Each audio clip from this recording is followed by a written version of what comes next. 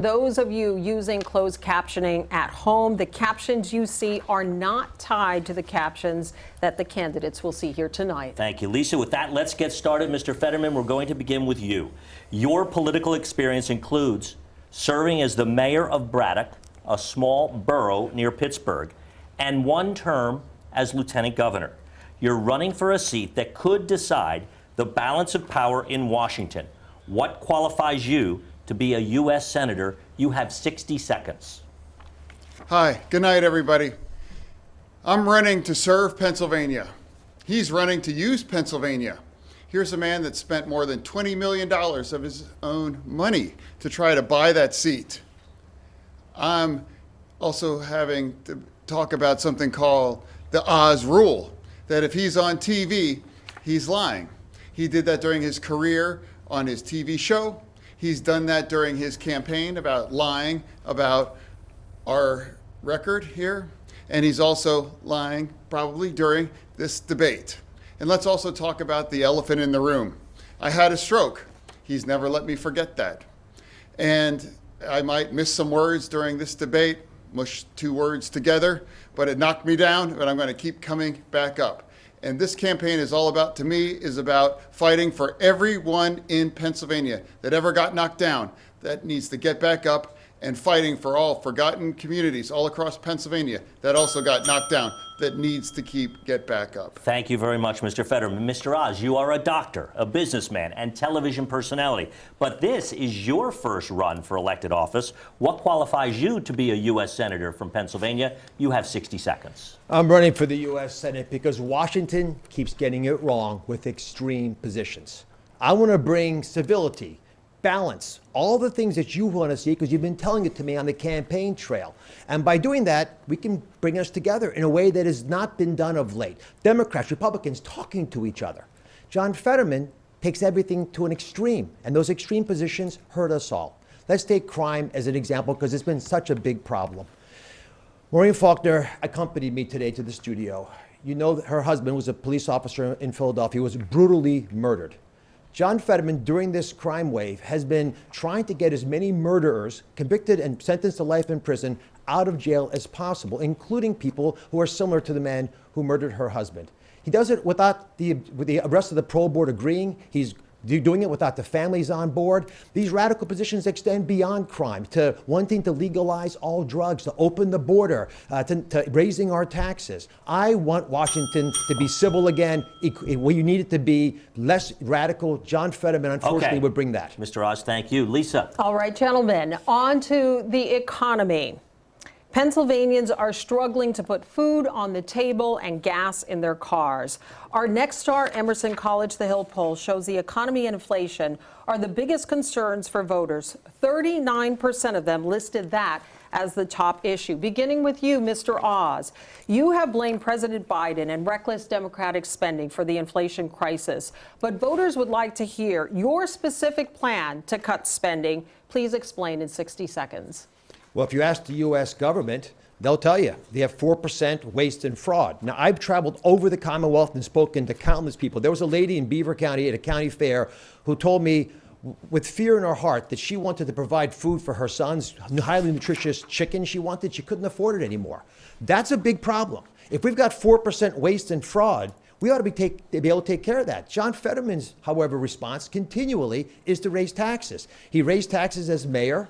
He tried to raise taxes as a lieutenant governor, 46%. That's a big tax rate. He supported Joe Biden's recent tax rate increase, and he's done that without paying his own taxes 67 times. I'll say that again. He hasn't paid his own taxes 67 times, but he's raising mine and yours. Those are radical positions. They're extreme. They're out of touch with the values of Pennsylvanians. And I can make the difficult decisions, as you do in the operating room as a surgeon. I'll make them cutting our budget as well to make sure we don't have to raise taxes on a population already desperately in pain from the high inflation rate. Mr. Fetterman, I will allow a 15-second rebuttal. He has specifically said you have not paid your taxes and that you want to raise taxes on Americans. How do you respond? Absolutely. The Oz rule, of course, he's lying. It was helping two students 17 years ago to help them buy their own homes. They didn't pay the bills, and it got her paid. and it has never been an issue in any of the campaign before. It was all about nonprofit. All right. Thank you, Mr. Fetterman. Continuing with you, Mr. Fetterman, your opponent has criticized Democratic spending, as you heard. Has the Biden administration overspent? And if so, where do you think spending should be cut? You have 60 seconds. No, here's what I think we have to fight about inflation here right now. That's what we need to fight about inflation. Right now, because it's a tax on working families, and Dr. Oz can't possibly understand what that is like. He has 10 gigantic mansions. We must push back against corporate greed. We must make sure that we're also pushing back against price gouging as well, too. We also be able to make more in Pennsylvania and make more in America. When he had a choice to make his merchandise, the Oz label is on, he made it all in China. Who can you believe that can fight against inflation and pushing back against corporate greed, or somebody that is choosing working in China versus over American workers? All right. I will allow a 15-second rebuttal to his comments that you have been making things in China. Mr. Oz. I've been trying to talk about policy issues with the people of Pennsylvania. As a doctor, I listen to their ideas and I want to talk about them. When John Fetterman brings up houses, the irony is he didn't pay for his own house. He got it for $1 from his sister. And he hasn't been able to earn a living on his own. He's lived off his parents. So it's not a topic that we should be debating on the stage. We should be talking about crime and inflation, the issues that are hurting Pennsylvanians that they're talking about at their kitchen table. That's it. He got his Pennsylvania house from his own inlays from $1. Mr. Fetterman, we have to continue on. We'll continue on with a follow-up question to you, Mr. Oz. This one is just for you.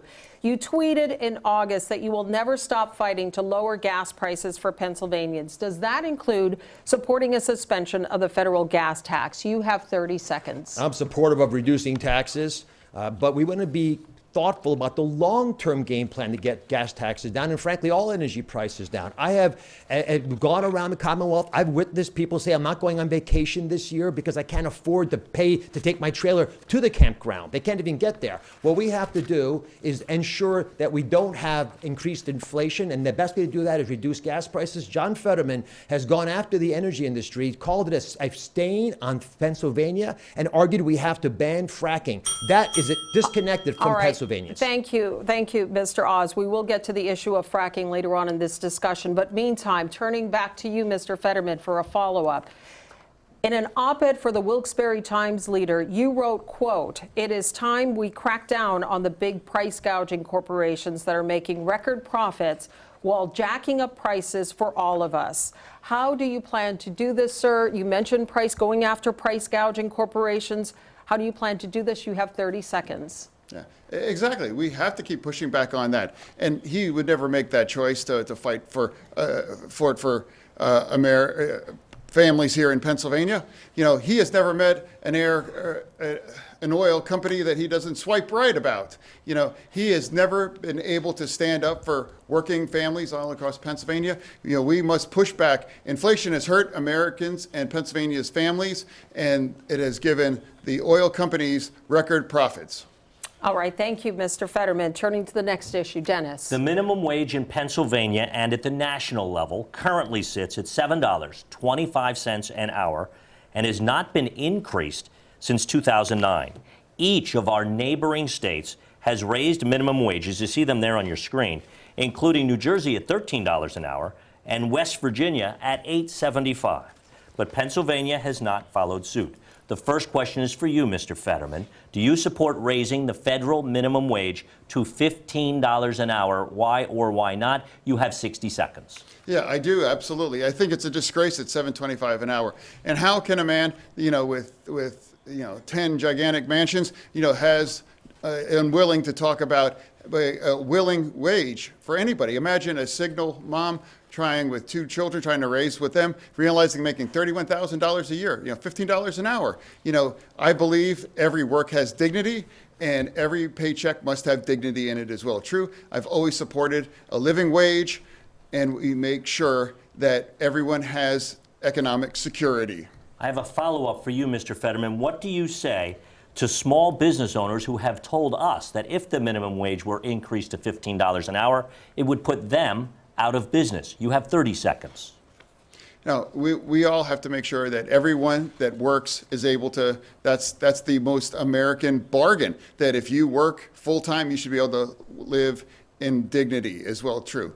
And I believe they haven't have any businesses being you can't have businesses being subsidized by not paying individuals that just simply can't afford to pay their own way. Okay, Mr. Fetterman, thank you. Mr. Oz, turning to you. Do you support raising the federal minimum wage to $15 an hour? Why or why not? You have 60 seconds. I think market forces have already driven up the minimum wage. I was with a hotel worker actually here in Harrisburg a few months ago, and he was telling me how hard it was to live on the $15 an hour that he was getting paid. John Fetterman shoots too low. We want much more money than that. And there are many ways to achieve that, but John Fetterman thinks the minimum wage is his weekly allowance from his parents. He's not really cognizant of the real challenges of business owners who've got to balance that with employees. Thankfully, we have a solution. And John, you didn't answer the question. You can't put businesses out of commission in order to pay more wages, because the wages will go to zero, which is John Fetterman's radical plan if you really follow it to conclusion. Here's what I would do. We have one of the richest energy states in the country. I believe if we could unleash the energy beneath our feet here in Pennsylvania, there'd be plenty of money to go around. We'd have increased wages, a more reason for students to take vocational classes to be able to learn trades, which I'm strongly supportive of. We'd also be able to pipe that gas, improve our economy, and reduce inflation. That's a plan that works, and it's humble enough that I can say broadly. Thank you. I want to give you, Mr. Fetterman, a 15-second follow-up to what he just said about you. Now, again, it's remarkable. He hasn't really had any answer that he actually had about that in his. He doesn't want to talk about having somebody having a living wage and having somebody able to survive. Again. And I want to come back to you now, Mr. Oz, for a quick follow-up. What do you say to those Pennsylvanians that he just spoke of that are trying to survive on $7.25 an hour, which is less than all of our neighbors? You have 30 seconds. Oh, I don't think you should have to survive on $7.25 an hour. I want the minimum wage up as high as it can go. I want to highlight that I have an agenda for prosperity, unlike John Fetterman. I want us all getting paid a lot more than $15. And I answered your question directly in a way that would preserve business owners, job creators, so they thrive, and we'd have lots more employees entering the workforce and then prospering, getting paid $25, $35, $45 an hour. But we're never going to get there if we don't unleash our energy. And John Fetterman's stubbornness on calling it a stain on Pennsylvania is an insult to those workers. To be clear, you said you want people making a lot more, but that's not through a federal law of minimum wage. That's through market forces? Market forces should drive it up anyway, and it's already done that. Thank you. You know, you should be able to get paid much more than $15 an hour. Thank you. Lisa. All right. Thank you, gentlemen. Another big issue for voters is abortion. Mr. Oz, we will begin with you. You say that you're pro-life, but you do support abortion exceptions in the cases of rape, incest, and to protect the life of the mother. Aside from those three exceptions, should abortion be banned in America? 60 seconds. There should not be involvement from the federal government in how states decide their abortion decisions. As a physician, I've been in the room when there's some difficult conversations happening. I don't want the federal government involved with that at all. I want women, doctors, local political leaders, letting the democracy that's always allowed our nation to thrive to put the best ideas forward so states can decide for themselves.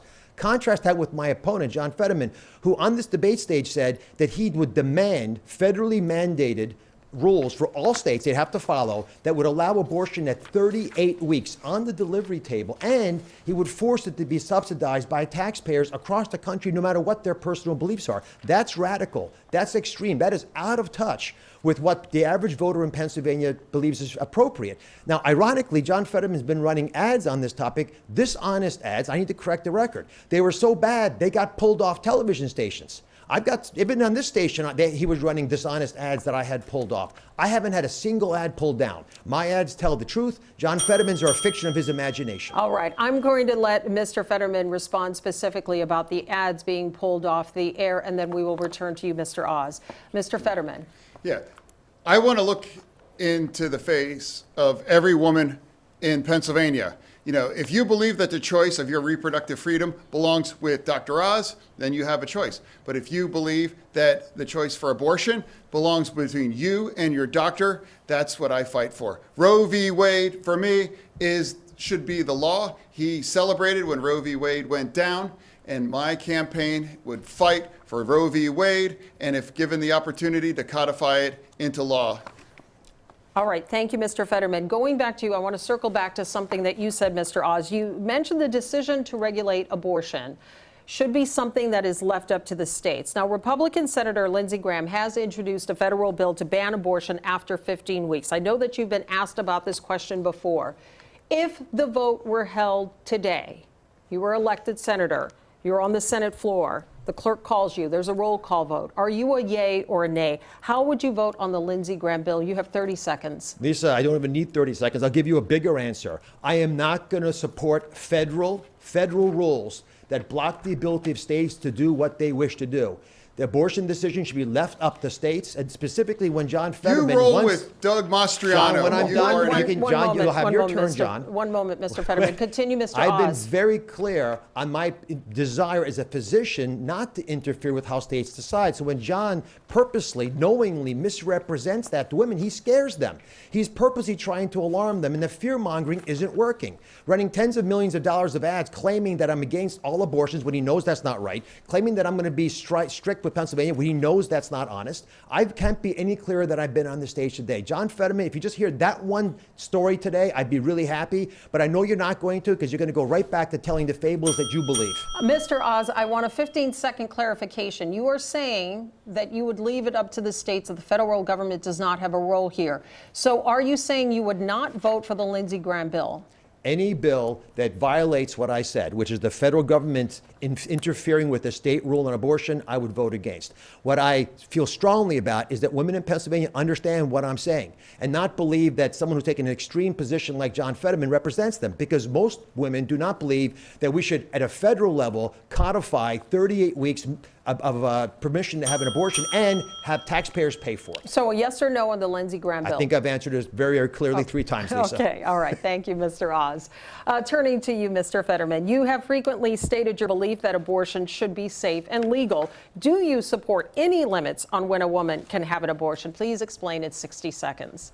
You know, what I support on Roe v. Wade. That was the law of the land for 50 years. He celebrated when it fell down, and I would fight to reestablish on Roe v. Wade. That's what I run on. That's what I believe, and I've always believed that the choice belongs women and their doctors, and he believes that the choice should be with him or Republican legislators all across this nation. All right. I'm sorry, I must correct that. Once again, he's misrepresented what I've said, but he also said something very dishonest. On this debate stage, he said very specifically, in his primary debate, when he was still debating, that he would support 38 weeks of mandated rules by the federal government that would prevent any state from blocking it. So that's not Roe versus Wade. That's not true. I support Roe v. Wade. That's the simple. John, you said specifically you would support a federal rule on 38 weeks. Thank you. Thank you. I think it's important that John at least acknowledge that he's not honest here, because you said the opposite on TV. Mr. Oz, we must continue on. Mr. Fetterman, turning to you, we have a follow-up question. Would you support allocating federal funds to transport women who live in states where abortion is banned to states where they can get one, and why? 30 seconds. I would. I would, because I believe abortion rights is a universal right for all women in America. I believe that abortion is health care, and I believe that that is a choice that belongs with each woman and their doctor. All right. Thank you, Mr. Fetterman. Turning to the next issue, Dennis. Thank you, Lisa. Let's turn to what has become one of the key themes of this race, fitness to serve. For these individual questions, there will be no rebuttals allowed. Mr. Fetterman, we begin with you. You suffered, as you mentioned a moment ago, a stroke 4 days before the May primary. Last week, you released this note from your doctor saying you can work full duty in public office, but you have not released your detailed medical records surrounding your stroke. Mr. Fetterman, will you pledge tonight to release those records in the interest of transparency? You have 60 seconds. No. To me, for transparency is about showing up. I'm here today to have a debate. I have, speeches in front of 3,000 people in Montgomery County, all across Pennsylvania, big crowds. I believe if my doctor believes that I'm fit to serve and that's what I believe is appropriate. And now with 2 weeks before the election, I have run a campaign, and I've been very transparent about being very open about the fact we're in use captioning. And I believe that, again, my doctors, the real doctors that I believe in, they all believe that I'm ready to be served. Follow up, I didn't hear you say you would release your full medical records. Why not? You have 30 seconds. No, again, my Dr. L believes that I'm fit to be serving, and that's what I believe is where I'm standing. Okay, Mr. Fetterman, thank you. Mr. Oz, you have built a lucrative career around medicine, but you've been criticized even by some fellow physicians for promoting, quote, unproven, ill-advised, and at times potentially dangerous treatments. What is your response to that? You have 60 seconds. One of the great blessings of traveling around Pennsylvania is you run into people who have watched the show. They thank me very much for giving them life-saving advice on chronic issues like high blood pressure or dealing with their anxiety. The show did very well because it provided high-quality information that empowered people, which was exactly what I want to do when I'm a senator. Give people the power. Let them make decisions for their well-being. Now, John Fetterman's approach to health is a very dangerous one. He believes we should socialize medicine. He embraced this with Bernie Sanders, who he endorsed.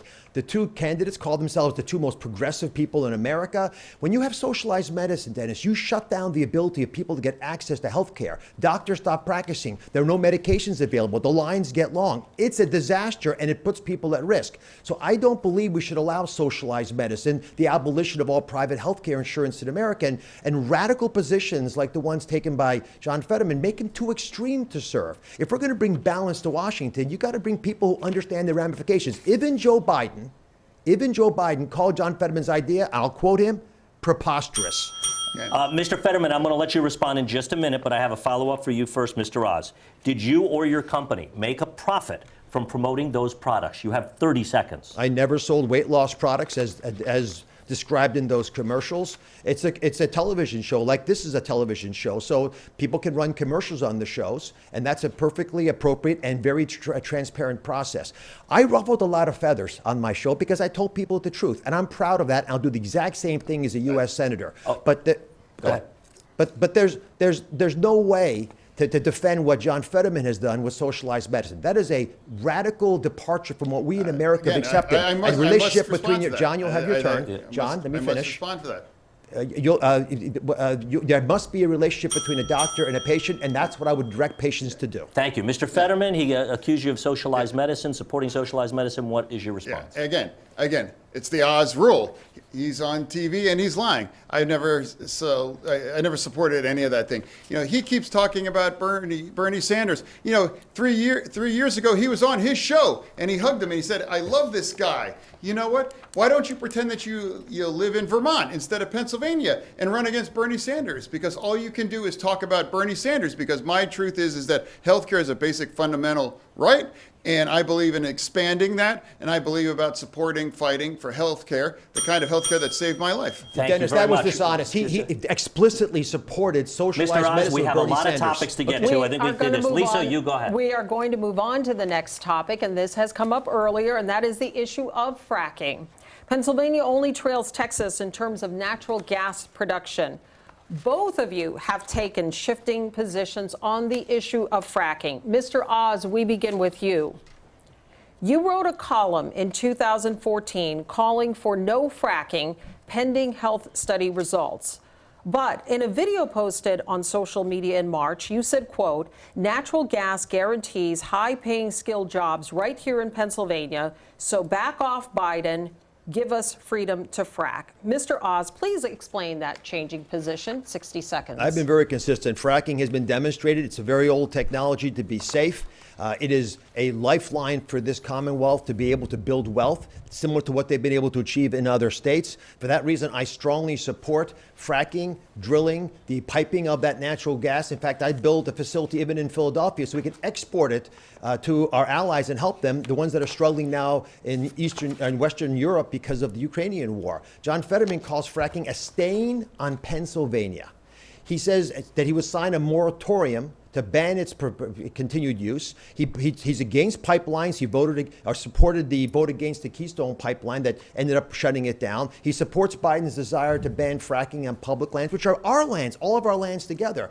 This is a extreme position on energy. If we unleashed our energy here in Pennsylvania, it would help everybody. Why John Fetterman is so rigidly stuck on fighting against energy companies is stunning to me, because it's the jobs I want. Tens of thousands of high-paying jobs to help Pennsylvanians. Thank you, Mr. Again, Oz. Oz rule. Mr. Fetterman, You know, 15 I seconds. absolutely support fracking. In fact, I live across the street from a steel mill, and they were going to frack to create their own energy in order to make them more competitive. And I support that, living closer to anybody else in Pennsylvania for fracking to myself. I believe that we need independence with energy, and I believe I've walked that line my entire career. I believe Democrats... Mr. Fetterman, I do have a specific question which you can continue on this topic, but you have made two conflicting statements regarding fracking. In a 2018 interview, you said, quote, "I don't support fracking at all. I never have." But earlier this month, you told an interviewer, quote, "I support fracking. I support the energy independence that we should have here in the United States." So, Mr. Fetterman, please explain your changing position. 60 seconds. I've always supported fracking, and I always believe that independence with our energy is critical, and we can't be held, ransom to somebody like Russia.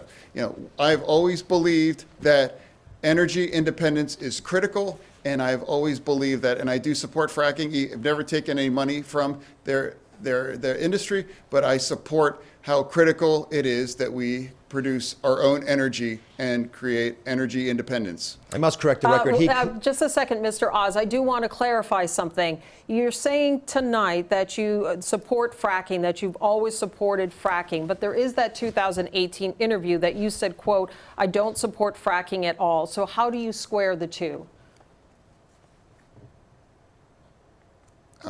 I do support fracking, and I support fracking, and I stand, and I do support fracking. Okay. Thank you, Mr. Fetterman. I'm sorry, Lisa, but there's not just a statement you read. There are multiple. There's pictures of him signing a moratorium. We have to move on. But we have to get the fundamentals of the truth out here. John Fetterman over and over again took positions against energy. We have a lot of topics. You will have a chance to have that in your closing. One comment then. The energy industry is living in fear of John Fetterman. I want to know why. Mr. Oz, we want to now turn to public safety. Mr. Fetterman, Republicans have called you dangerously soft on crime. The Pennsylvania State Troopers Association has endorsed Democrat Josh Shapiro for governor. But in this race, it endorsed your Republican opponent, Mr. Oz. What is your response to those endorsements? And what is your response to accusations that you are, quote, dangerously soft on crime? You have 60 seconds. No. I believe that I run on my record on crime. I ran to be mayor back in 2005 in order to fight gun violence, and that's exactly what I did. And working with the police and working with our community, I was able to stop gun violence for 5.5 years as mayor. Ever accomplished before or since my time as mayor, because I'm the only person on this stage right now that was successful about pushing back against gun violence and being the community more safe. All he's done is just put a plan up on his website in the last 24 hours. He has no experience. He has never made any attempt to try to address crime during his entire career, except showing up for photo ops here in Philadelphia.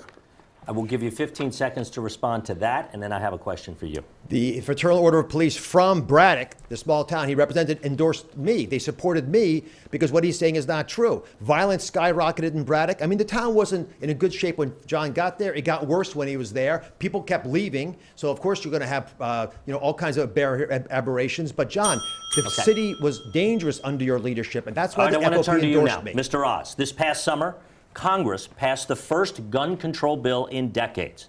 That would not have happened without the support of the man you are running to replace Pat Toomey.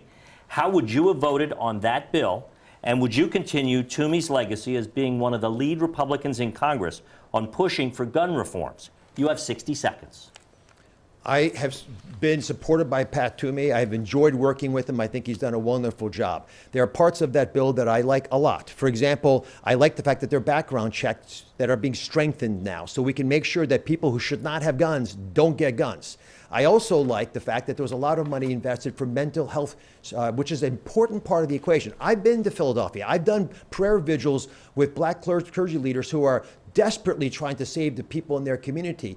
Half the murders in Philadelphia are committed by people under 18. We have got to get mental health services to these people, and it's not happening now. But part of the problem is that we have taken away the ability of police to do their job, and that's on John Fetterman. Because John Fetterman has taken such a harsh position against them. He's undermined them at every level, taken away some of their funding. He's pushed for Krasner, who he admires tremendously, and he's spoken highly of him just this week. He's taken his policies to a new extreme. He's argued that people should be let out of jail without any bail, no matter what they did to get in there. He's argued to release 1/3 of all prisoners. 1/3 of all prisoners out of touch. Quickly, 15 seconds. Would you have voted for that Pat Toomey supported bill? If you I were would have in the tried to Senate? improve that bill. There are things that I think most of us appreciate. I wasn't there at the time, so I can't speak to what was possible. But I do know there are parts of that bill that do make sense, and the ones I described should be followed. Let's see how it works out. Okay, thank you. Lisa. On to our next issue, and that is illegal immigration. It has been a problem in the United States for decades, but it is now spiking. U.S. Customs and Border Protection just released numbers from fiscal year 2022. They show more than 2.7 million total enforcement actions in the U.S. That is the most ever. Mr. Oz, beginning with you.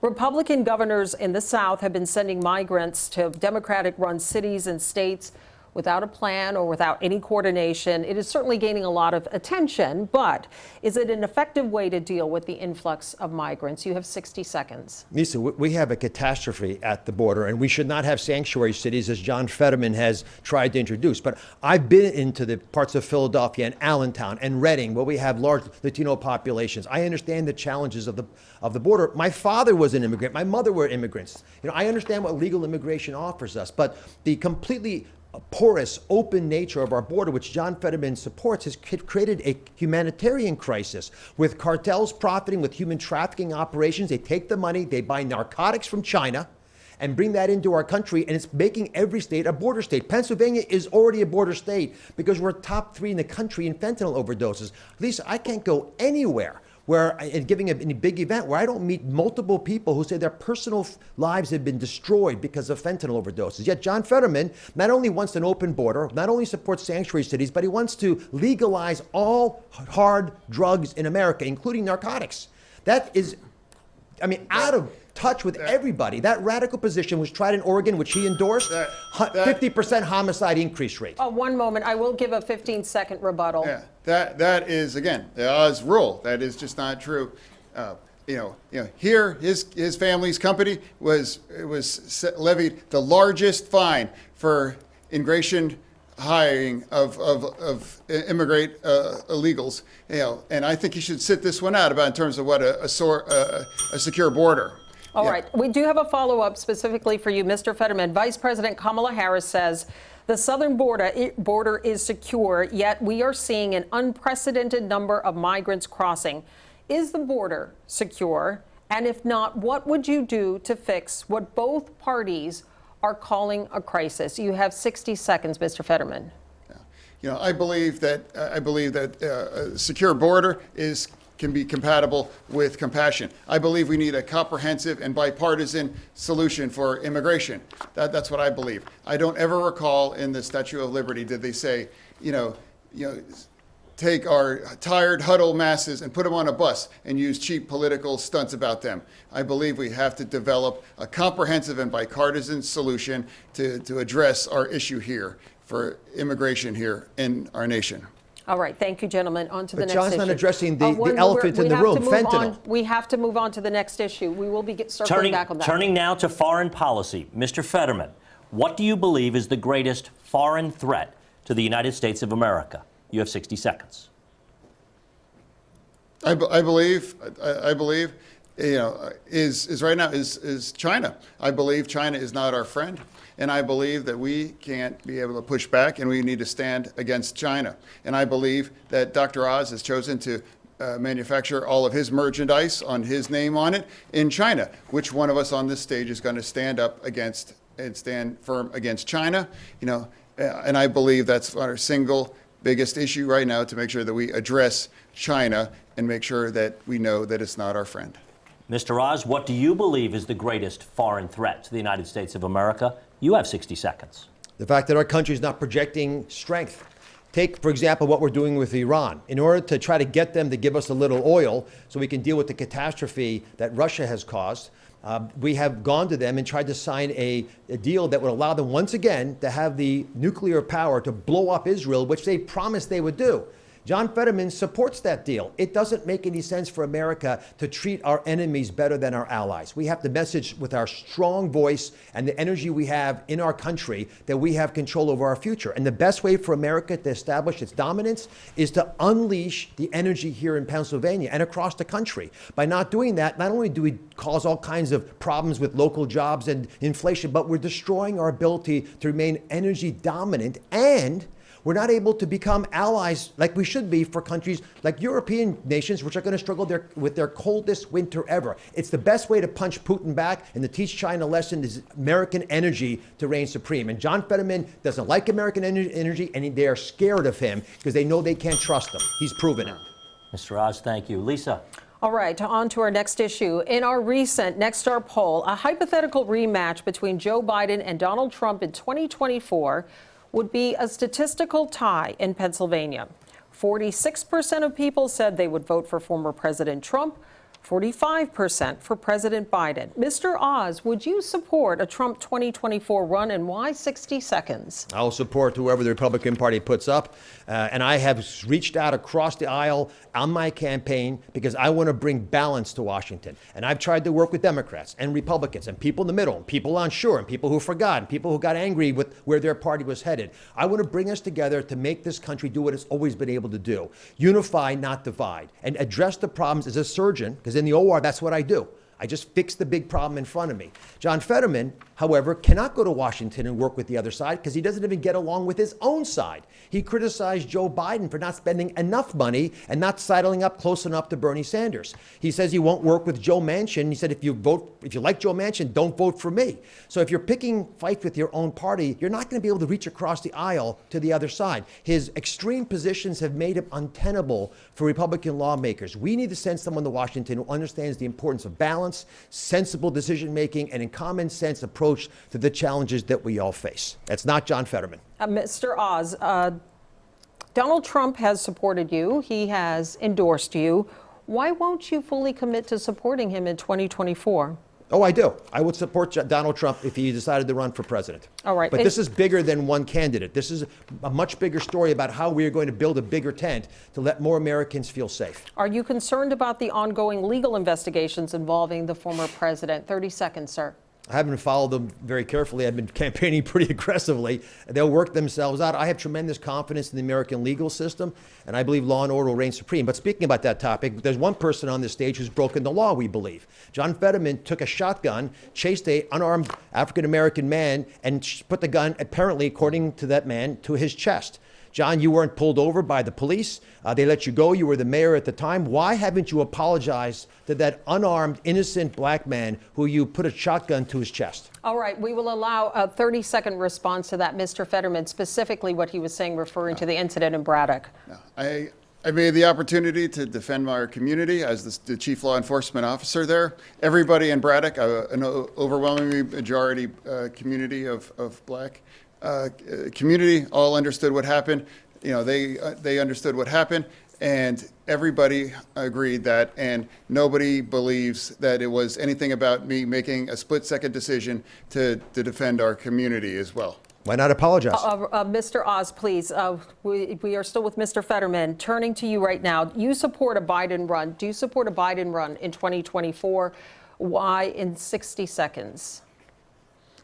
That's honestly, it's up to his choice whether he, and if he does choose to run, I would absolutely support him. But ultimately, that's ultimately only his choice. All right. Thank you, Mr. Fetterman. A follow-up question on this. Our Nexstar poll shows 51% of Pennsylvania voters disapprove of the president's job performance. You have publicly supported many of his policy positions. Are there any that you disagree with? 30 seconds.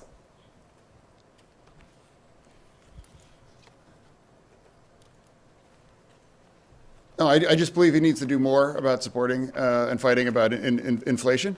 And I do believe he can do more about that. But at the end of the day, I think Joe Biden is a good family man, and I believe he stands for the union way of life. And I believe that unemployment is already down to the lowest level in the last 50 years. All right, thank you, gentlemen. Dennis. Let's turn now, gentlemen, to the issue of Social Security. It is only fully funded through 2034. Many Americans are worried that they will never receive their full benefit or have to accept cuts to their benefits. Mr. Fetterman, how are you going to make sure it is there for them? You have 60 seconds. We need to make sure that Dr. Oz and the Republicans believe in cutting Medicare and Social Security. And I believe that they have to support and expand Social Security. And if somebody send me to Washington, D.C., I would support and stand and to support Social Security. Okay, thank you. Mr. Oz, same question to you. How are you going to make sure that Social Security is available for future Americans? You have 60 seconds. We made a deal with the wonderful seniors of our nation. They worked their hearts out. They paid into a program. No one's going to touch it on my watch except to make sure that it's stronger than it is right now. Social Security, Medicare, which I know a lot about as a doctor, are the fundamental element of security for our seniors, and they deserve to feel like they're valued by our nation. John Fetterman, again, has been running ads and saying that I'm against those with no proof. I have never said anything different than what I'm saying to you on this stage. But in an effort to fearmonger with people who are older and can be taken advantage of, he'll run these ads. John, it's reprehensible, but it's also reflective of your approach to doing these things. You haven't shown up on the campaign trail. You haven't answered questions from voters, not once on the campaign trail. You haven't answered questions from media once on the campaign trail, even just to show off that you could do it. And this is the only debate I could get you to come to talk to me on. And I had to beg on my knees to get you to come. And if it wasn't for Dennis probably getting involved, I don't think it would have happened. Seniors need to know more about your radical left positions, and I need to be able to tell them about my positions. That's what democracy is built on. We exchange ideas, the voters decide. You have hidden from them. Mr. Oz, I'm going to let you have 15 seconds in a moment, Mr. Fetterman, but can you give us a specific example of what you would do to protect Social Security? Well, for one, we have to make sure that it adequately increases with the higher inflation rates that we have. So we've got to make that 4% of wasted money that right now is in the budget redirected appropriately. And one of the first places that I would use it is Social Security and Medicare. And here's the reason. One of the worst things we can do to a people is give them bad quality care. And so if you have if you have people who are not going to see a doctor, for example, because they can't afford it, they'll get sicker. Bad medicine means more cost. No one benefits. Thank you. Mr. Fetterman, he said a few things a moment ago. I want to give you 15 seconds to respond to those. Now, again, I can't just say one thing other than that Dr. Oz would not support, and he would support cutting Medicare. And that's John, why do you say that? I've never said that. It's absolutely a fact. It's a fact. You would have voted against the Inflation Reduction Act, which has dropped our prescription drugs, and he doesn't believe. Okay, gentlemen, we need to move on. Lisa. All right, we are moving on to the topic of education. The cost of college tuition is now out of reach for many, many families.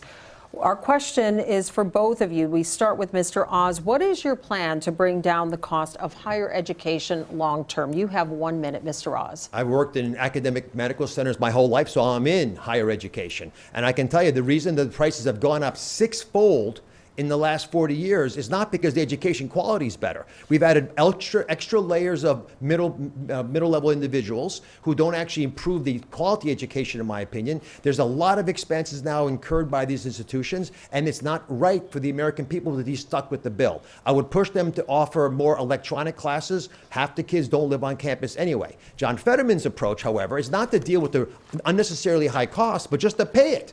So if you want to pay students who didn't pay their loans back, basically what John Fetterman and Joe Biden are arguing for is for plumbers who didn't go to college and couldn't, for a bunch of reasons, afford it, to pay the bills of lawyers who went to graduate school and haven't paid their debt back. I don't think that's right for the American people. We want a fair system. Drop the cost down by pushing for more value for the money we're spending, and then ensure there's a high-quality education that lets people make a living when they graduate. All right, I will allow a 15-second rebuttal specifically on the issue of student loan debt, which Mr. Oz was referring to. Mr. Fetterman. Again, Dr. Oz, loves free money when it's a $500,000 tax break on one of his, homes down in a ranch in Florida, and whether it was a $50 tax break, about his farm in Montgomery County. So it's about supporting and helping, young earners, young students to give them a break. I believe that supporting. All right, let me just ask specifically, with the plan to ease student loan debt, the debt forgiveness of $10,000, $20,000 for Pell Grant recipients, do you support that position? I do absolutely support that. I believe, like I said, it's about helping young learners, be able to get a better start, getting off in the start of their life. And I do believe that, and I believe a majority of Americans support that as well too, helping young learners. All right, Mr. Fetterman, I want to ask you the same question that I asked Mr. Oz. And what is your plan to bring down the cost of higher education long term? You have 1 minute.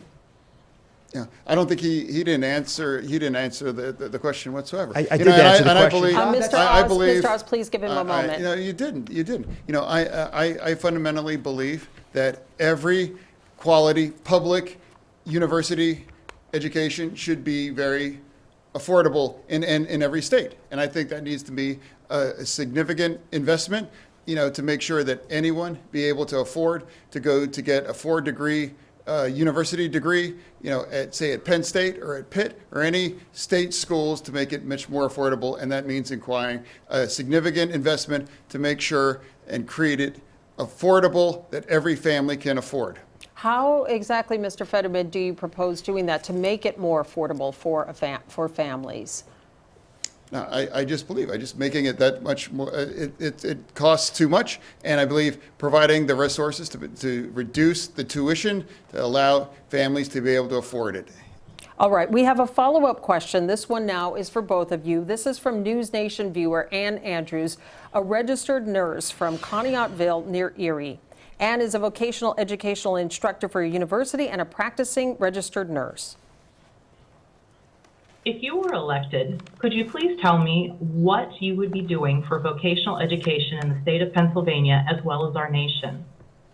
So, Mr. Oz, if elected, what would you do for vocational education? You have 30 seconds. I've visited vocational schools. I have an answer. But, John, because obviously I wasn't clear enough for you to understand this, there's no question that cutting out the middle levels of higher education and providing digital programs would reduce the cost of education. It's a concrete set of ideas that I'd like to move on. With regard to vocational education, this is really important for us to allow our trade unions to get more closely linked with the vocational schools. I was in a vocational school in Westmoreland, and they have about 1,000 kids. They could take 2,000 kids. Funding those programs is the smartest way to invest our tax dollars. We'll turn out twice as many children who have a job as soon as they graduate. It supports our trade unions who want those kids in their positions anyway. It makes the whole program work. Thank you, Mr. Oz. Mr. Fetterman, if elected, what would you do for vocational education? You have 30 seconds. Again, I think it's just the same way that university 4 degrees as well too. Supporting that and partnering with the unions and making sure that vocation training is affordable, and providing the resources to make sure everyone has the opportunity. Going to college isn't the right choice for every person, but going to those kind of vocational schools, able to create a career to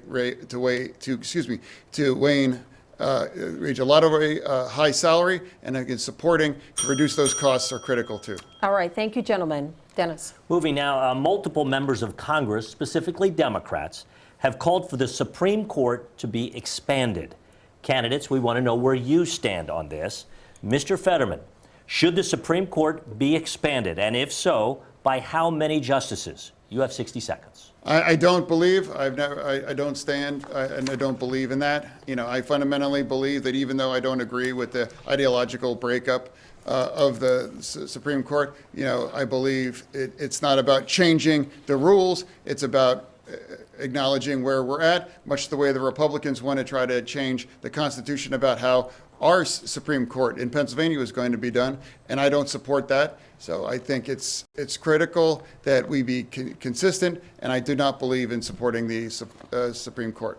Mr. Oz, same question to you. Should the Supreme Court be expanded? If so, by how many justices? You have 60 seconds. I would never touch the makeup of the Supreme Court, and I would advocate to leave it the exact same size it is. But John Fetterman's radical positions have spilled over into what he would do in Washington. One of the first things he has said, and he came back to the campaign trail, is that he wanted to bust the filibuster, which means removing the brakes on the Senate overreacting. That's a risk. true. That is true. But if you do that, then you would free up the Democrats in the Senate without getting the normal amount of votes to actually expand the Supreme Court, add more states, do things that are detrimental to the well-being of the country.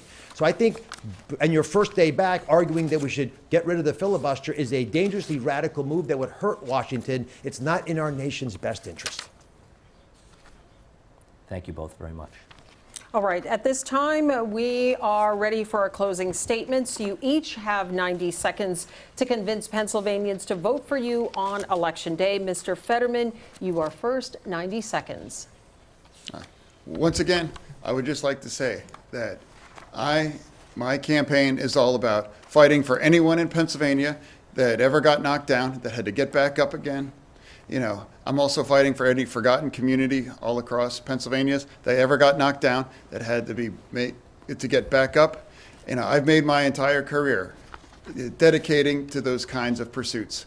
I started as a GED instructor back in Braddock over 20 years ago because I believe it's about serving Pennsylvania, not about using Pennsylvania for their own end interests as well.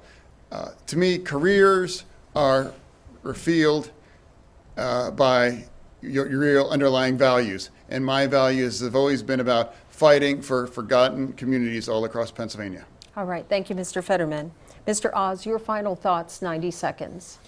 I've loved traveling to the four corners of the beautiful Commonwealth, and I've heard your problems. I'm a surgeon, doctor. I listen to what you say, and I'm trying to help address them today. I've talked to seniors worried their Social Security checks wouldn't go far enough with the raging inflation. I've talked to couples want to make their first down payment on a new house, and they can't afford it anymore because of interest rates. I've talked to families You want to cut petrified. Social Security. Mr. Fetterman, it's his turn for his closing. I've talked to families worried about fentanyl showing up in their mailbox and literally taking the lives of their children who they find blue in bed. I've talked to families who won't let their kids go outside because of the crime wave that's been facilitated by left radical policies like the ones John Fetterman has been advocating for. But here's the deal, right? None of this has to happen. This is all very addressable. I'm a surgeon. I'm not a politician. We take big problems, we focus on them, and we fix them. We do it by uniting, by coming together, not dividing. And by doing that, we can get ahead. But I've got one question to challenge you with, just one question. If you take what I'm saying to heart, ask yourself this and others in your family. Are you unhappy with where America's headed? I am. And if you are as well, then I'm the candidate for change. I'm a living embodiment of the American dream. I believe we're the land of opportunity, the land of plenty. I believe we can balance a budget without recklessly spending. I believe we can have an unleashed energy policy that helps us all. I believe that we can have safe city streets and a secure border so legal immigrants can come across, but you shut the fentanyl out. I believe we can give parents choice in where their kids go to school. We can have affordable health care. But most of all, I believe in you. And if you can do this together, and we can, I would ask for your vote on Election Day. God bless you. We do have one final question, an important issue in Pennsylvania. The eyes of the state are on this debate tonight, but on Sunday they will be on Lincoln Financial Field in Philadelphia as the state's two NFL teams go head-to-head. Mr. Fetterman, Steelers or Eagles, and why? Oh, clearly, always for the Steelers. Mr. Oz. I'll be at the game rooting for my Eagles. Fly, Eagles, fly. Gentlemen, thank you both so much. This does conclude our debate. We do want to thank our candidates for being with us, Mr. Fetterman and Mr. Oz, and for all of you at home who have been watching. Thank you so much. And we want to thank our team at WHTM for hosting us at their studios tonight. Remember, voters, that Election Day is just 2 weeks from today on Tuesday, November 8th. Thanks for being with us, and have a great night.